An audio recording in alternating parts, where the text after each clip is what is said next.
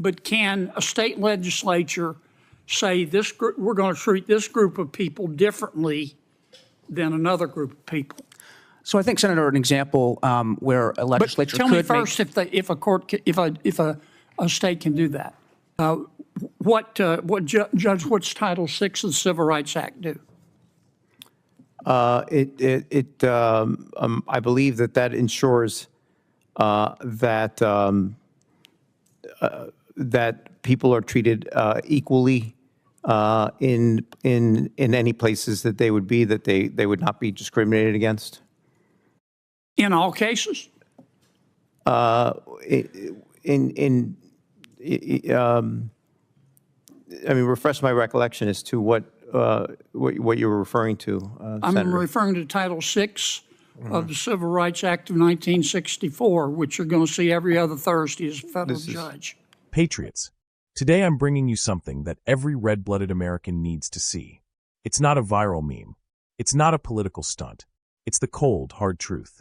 Senator John Kennedy, the Lion of Louisiana, just walked into a Senate Judiciary hearing and calmly, methodically, ripped the mask off a sham that's being played on the American people.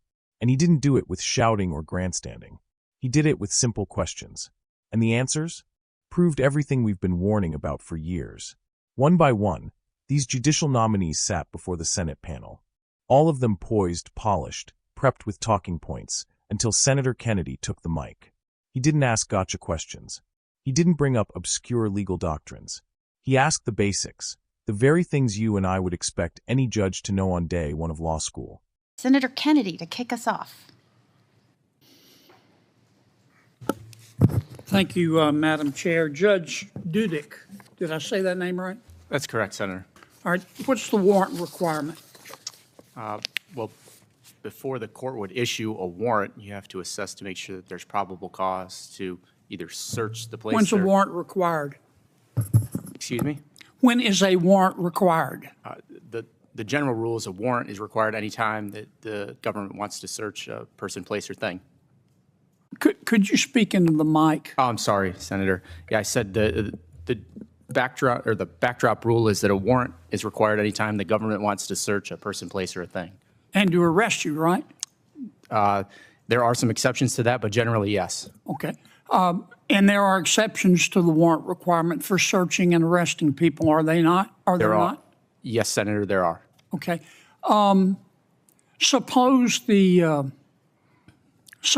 Florida Supreme Court ruled that here in Florida, we're not going to recognize any exceptions to the warrant requirement. You have to have a warrant to search someone, and you have to have a warrant to arrest someone. Mm-hmm. No exceptions. Can the Florida Supreme Court do that? Well, Senator, under the Supremacy Clause, they'd be bound by what the Fourth Amendment dictates. Of course, they're free to make their own requirements as it. What if the Florida Supreme Court did it under the Florida Constitution and not the federal Constitution? Well, they would still, Senator, have to apply with what the federal Constitution said. No, they wouldn't. Under the Supremacy Clause. Do you know what adequate and independent state grounds means? Sure. Of course, I would understand that they could have independent and adequate state grounds for state law, but they. No, they don't. As long as you don't take away rights, but add to them, a state can do whatever it wants to under its state constitution, can it? Yes, sir.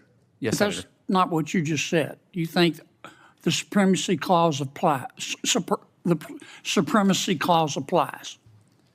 Well, you want to change your answer? Senator, I would like to change my answer to the extent that I agree with you that the Florida legislature or Florida could do exactly what you said. I meant in my statement is that. Trust me, it can. Judge Pruitt, I'm sorry, I can't see that far. It's Judge Pratt, Senator. Yes. Judge Pratt, I apologize. I can't see that far.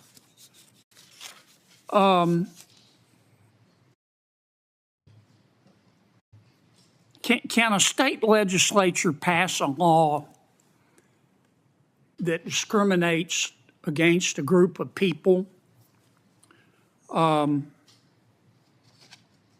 another group of people for inferior treatment? Well, Senator, the federal Constitution and the state Constitution both contain protections against various forms of discrimination. But can a state legislature say this group, we're going to treat this group of people differently than another group of people? So I think, Senator, an example where a legislature Tell could me first if a state can do that. Yes, a state can, for example, require a driving age which discriminates on the basis of age. To say, for example, When can a state legislature not do that? when it's seeking to do so under a basis that is protected under the state or federal Okay, Constitution. good.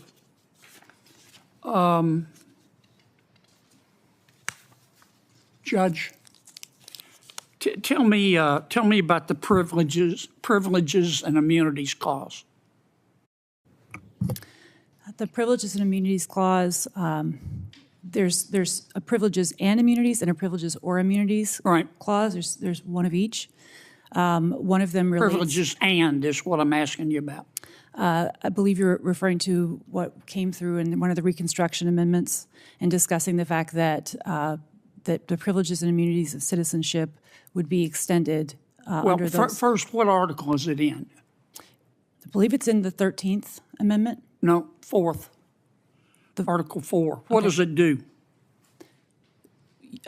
Senator, you have pinpointed a question that in my 9 years as a judge, in my decade of private practice before this, my 2 years as a law clerk, my 2 years on law review in law school, including a year as editor-in-chief, didn't ever come up. You tell me you don't know?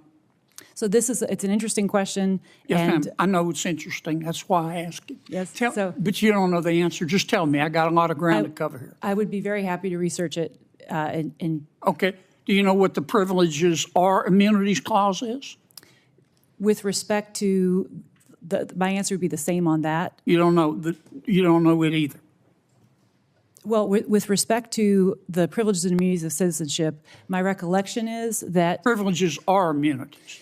yes, my recollection is that was discussed in one of the Reconstruction amendments. Which one do you know? I believe it was the 13th or the 14th. Okay. All right, Judge. What's Title VI of the Civil Rights Act of '64 do? Ma'am? Which judge? This judge down here on the far end. Artau? I can't see that Okay. far. Just making sure, because there's 4 judges there. Judge Artau, I'm going to let you answer that briefly. Hey, I want to reclaim my time, Mr. Chairman. You can Madam answer that Chairman. briefly. Judge, what's Title VI of the Civil Rights Act do? I believe that ensures that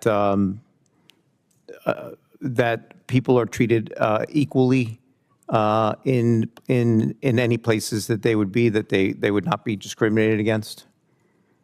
In all cases?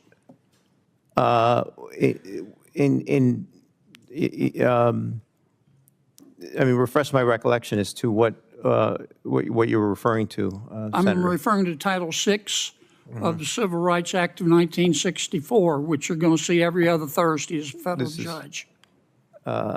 So I believe that's under the Commerce Clause. They wanted to make sure that there was not any discrimination going on with regard to race, and that was addressing it. It prohibits discriminating on the basis of race or color or national origin under what circumstance? Do you know the answer? Under any circumstances where you're providing services to people. No, it's only if you're getting federal money. You need to brush up on that one. I'm way over my time. Thank you, Madam Chair. Thank you, Senator Kennedy. Senator What's the warrant requirement? When do you need one to arrest or search someone? The nominee froze, stammered, couldn't answer without being spoon-fed, and even then got it wrong. You'd think this was a first-year law student who forgot to study for the midterm. But no, this was someone who wants to sit in judgment over you and me and make rulings that affect our freedoms, our homes, our families. And Senator Kennedy, he didn't flinch. He calmly walked her through the Constitution, like a teacher schooling a student, and then hit her with the real test. Can the Florida Supreme Court eliminate all exceptions to the warrant requirement? Her answer? A mess. She didn't understand how state law interacts with the federal Constitution. She didn't grasp the Supremacy Clause, didn't understand adequate and independent state grounds, and worst of all, she tried to fake it. But Kennedy wasn't buying it. He stayed composed, but he made it clear. That's not what you just said. Do you want to change your answer? And just like that, another facade fell. This isn't just an embarrassment. This is a red alert. We're watching a generation of judicial nominees who know more about identity politics than they do about the U.S. Constitution. They've mastered how to say the right buzzwords. They've memorized every line about equity and inclusion. But when it comes to the document that gives us our freedom, crickets. Then came the big one. What's the Privileges and Immunities Clause? The judge didn't know. Thought it was in the 13th Amendment. Took a wild guess. Fumbled. Danced around. Tried to change the subject. Folks, this isn't a game. This clause is in Article 4, and it's critical to protecting Americans from being discriminated against just for living in one state or another. And when Kennedy followed up with, "What about the Privileges or Immunities Clause?" Again, silence. No idea. Not even a bluff. Just a confused, desperate shrug. Do you understand what this means? These judges don't know the Constitution, not even the parts they'd be sworn to uphold. They're not constitutionalists. They're not textualists. They're political appointments wearing robes. And Senator John Kennedy just proved it beyond a shadow of a doubt. He didn't have to yell. He didn't need to play to the cameras. He used truth, knowledge, and humility, and that made these nominees squirm.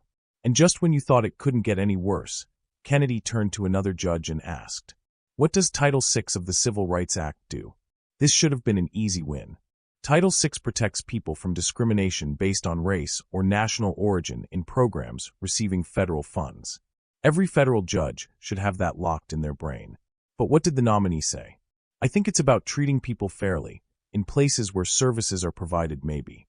Seriously? Maybe is what we're getting from someone who wants to be entrusted with enforcing civil rights law. Kennedy corrected her, as a true constitutional steward should, reminding her that Title VI only applies if federal funding is involved. Basic stuff. She didn't know it. This is why we need fighters like Senator Kennedy. Not just because he's sharp, not just because he's fearless, but because he refuses to let incompetence get a free pass. In a world of soundbites and slogans, he's asking real questions. In a chamber full of nodding heads, he's calling out the fraud. And in a system desperate for accountability, he's delivering it. My fellow patriots, if we lose the judiciary, we lose everything. And that's why John Kennedy's leadership matters, now more than ever. He's not there to play games. He's there to protect the Constitution, protect our families, and protect the Republic. Let's back him. Let's amplify his voice.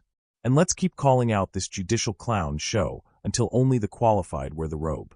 This is Right View Nation, where we don't apologize for telling the truth, and we sure as hell don't stay silent when the Constitution's under attack.